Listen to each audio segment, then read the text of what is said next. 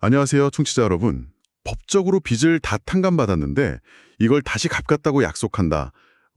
좀 이상하게 들리실 수도 있겠네요.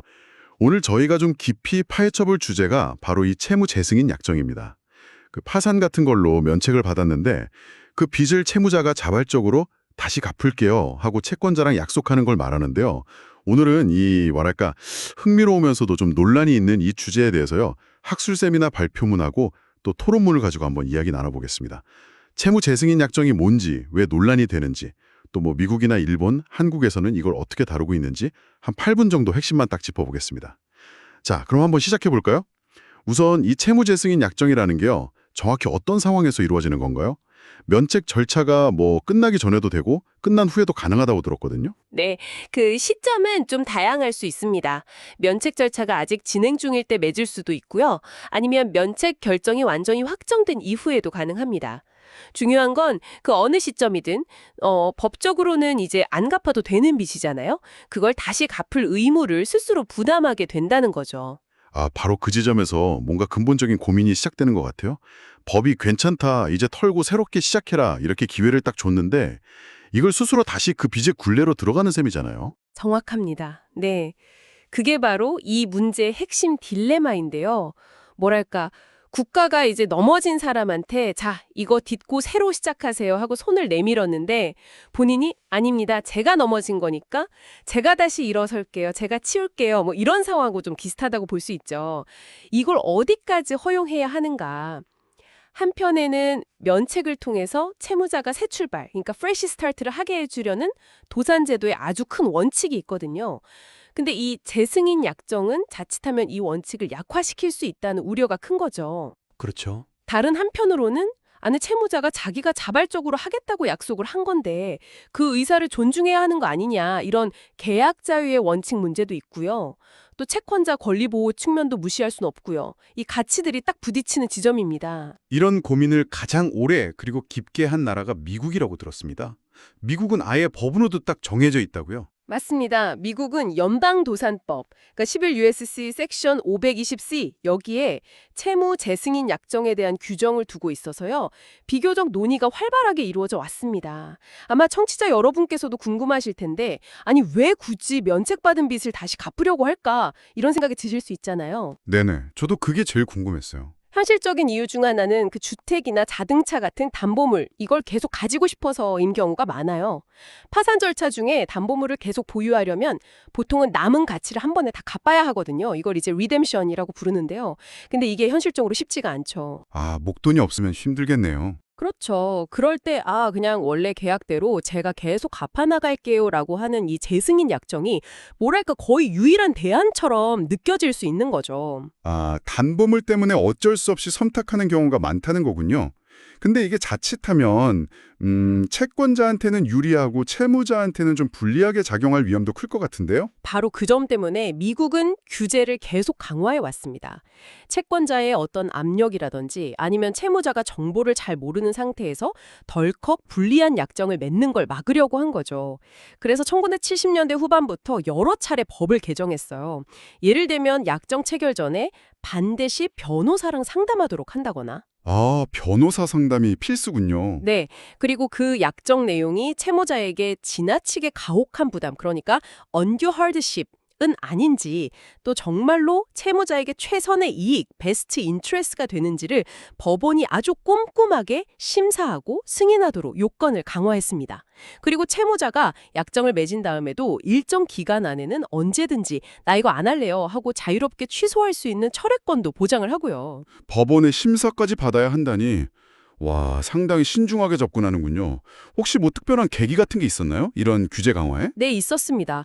1990년대 후반에요. 그 시얼스 백화점이라고 유명한 곳이 있었는데 거기서 법적 절차를 막 무시하고 채무자들한테 부적절하게 재승인 역정을 막 강요했던 사건이 터져서 사회적으로 큰 문제가 됐었어요. 아, 그런 일이 있었군요. 네, 그걸 계기로 2005년에는 소비자보호법 BAPCPA라고 하는데요. 이게 제정되면서 규제가 한층 더 강화됐죠. 약정의 의미가 뭔지, 법적 효과는 어떤지, 다른 대안은 없는지 이런 것들을 아주 상세하고 명확하게 서면으로 제공하도록 의무화했고요. 또 채무자의 실제 소득하고 지출을 비교해서 정말로 갚을 능력이 있는지도 더 엄격하게 따지게 됐습니다. 미국은 이렇게 법으로 아주 촘촘하게 관리하는데 다른 나라들은 좀 어떤가요? 가까운 일본부터 한번 볼까요? 일본의 경우는요, 주로 면책 결정이 확정되기 이전에 맺어진 재승인 약정의 효력, 여기에 대한 논의가 많았습니다. 그러니까 면책 절차가 아직 진행 중인데 채무자가 면책의 효과를 사실상 포기하는 약속을 하는 게 이게 과연 법적으로 유효한가 이런 문제 제기인 거죠. 일부에서는 이런 약정이 면책 제도의 근본 취지를 완전히 무력화시키는 거 아니냐, 그래서 무효로 봐야 한다, 이런 주장이 꾸준히 제기되어 왔습니다. 아, 시점에 따라서 좀 보는 관점이 다르군요.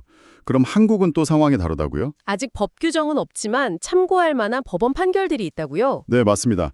한국은 아직 미국처럼 채무재승인 약정에 대한 명확한 법률 규정은 없어요.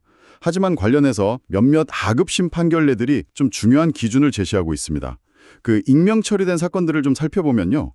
법원은 면책 결정이 완전히 확정된 이후에 채무자가 자발적인 의사로 채권자와 맺은 재승인 약정은 유효하다고 판단을 했습니다. 면책 확정 이후라는 시점이 중요하군요. 그 전이 아니라. 그렇습니다. 그게 핵심인데요. 법원의 논리는 이거예요. 면책 확정 이후의 약정은 이미 법적으로 소멸한 과거의 빚을 다시 살리는 게 아니라는 거죠.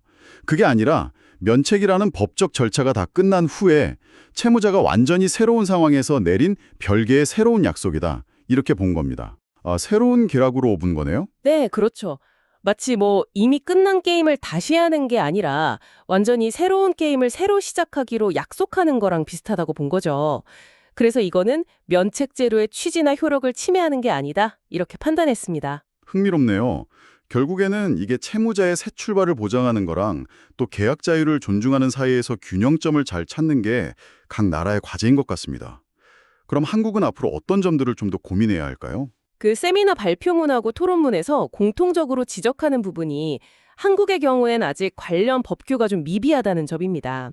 특히 미국과 달리 담보가 없는 일반 채권 있잖아요. 그냥 빌려준 돈 같은 거. 이런 거에 대한 재승인 약정을 어디까지 허용할 것인지, 또 약정을 맺을 때 채무자를 어떻게 보호할 것인지, 여기에 대한 구체적인 절차 마련이 좀 시급해 보입니다. 보호 절차라면 구체적으로 어떤 걸까요? 예를 들면 약정 전에 충분한 정보를 제공하고 또 생각할 시간을 주는 숙려기간 같은 걸 보장한다든지, 아니면 법원이나 변호사 같은 좀 중립적인 전문가가 관여하는 방안, 이런 것들을 검토해 볼 필요가 있다는 거죠.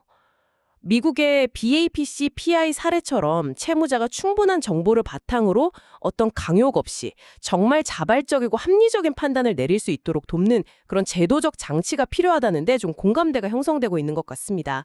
그리고 판결에서도 언급된 것처럼 채무자의 이익을 고려해야 한다고 했는데, 그럼 과연 어떤 경우가 채무자의 진정한 이익에 부합하는 건지, 여기에 대한 좀 더 구체적인 기준 마련도 중요할 거고요. 네, 오늘 저희는 채무재승인 약정이라는 어쩌면 청취자 여러분께 조금 생소했을 수도 있는 법률 개념을 함께 살펴봤습니다. 법의 보호로 빚의 부담을 덜었음에도 불구하고 다시 갚겠다고 약속하는 것, 이게 채무자에게 정말 진정한 재기의 발판이 될지, 아니면 또 다른 부담의 시작이 될지는 상황마다 또 약정 내용마다 크게 다를 수 있겠습니다. 네. 마지막으로 청취자 여러분께 질문 하나를 던지면서 마무리할까 하는데요. 만약 여러분께서 감당하기 어려운 빚을 법적으로 면책받았다고 한번 가정해 보시죠.